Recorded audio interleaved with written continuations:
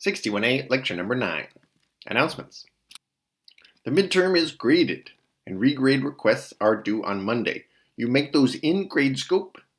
You are welcome to post questions on Piazza, but we're not going to fix any problems unless you make a Gradescope regrade request. As a class, I think you did very well on this challenging midterm. Nice work. I am delighted to see how much you've learned. Now, many of you didn't solve all the problems, and that's fine. The point is to learn this stuff, and if you haven't mastered it all yet, you still have plenty of opportunity to do so on midterm 2 and the final exam. So keep up the hard work, focus on the parts that haven't clicked yet, and hang in there. I'm also delighted to say that we've been checking our various forms of collaboration detection, and so far have detected a very, very low rate of collaboration among students. As far as I can tell, the vast majority of you decided to just take the exam instead of asking somebody else for help.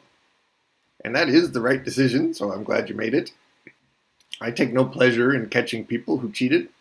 Instead, I hope to set up our exam so that the obvious and default thing to do is just take the exam according to the rules. So that's why we have the rather elaborate amount of cheating detection and the video proctoring and all of that, just to make sure that students know.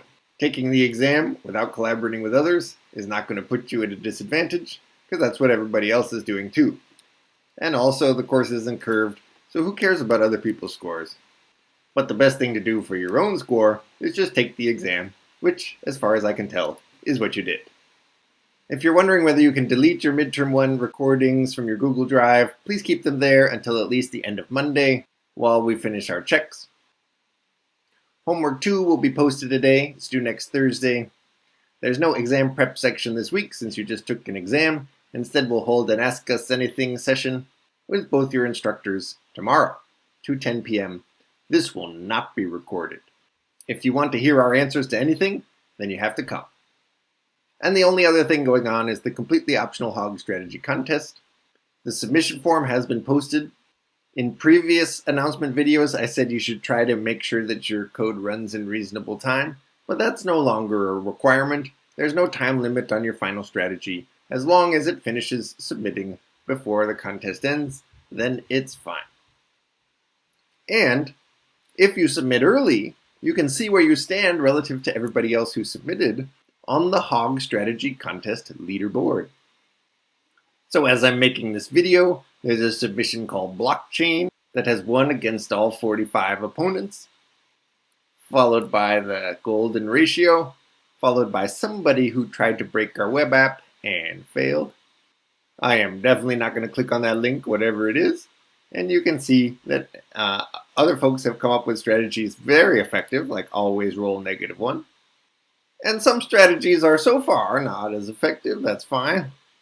Always roll 8, still won 8 times. And who is the worst of all? Oh, apparently it's Stanford. Well, they should really work on that, shouldn't they? So I encourage you to participate. This is completely optional, but it can be kind of fun. And entries are due next Monday. Today's lecture video is a little bit different in the past, most notably because it's not just me. Professor Fareed made some videos, and I think they're great. The first one, which will come next, is kind of a review of last lecture, but he presents it in a different way, and I think it's always good to kind of go over the fundamentals of recursion more than once. So take a look at that video, and then the rest of the videos of the lecture will be new content. And today's content is very important, but typically requires some practice to master, so that's why we'll have a lab next week and a homework to give you some practice. So here we go, talking about recursion.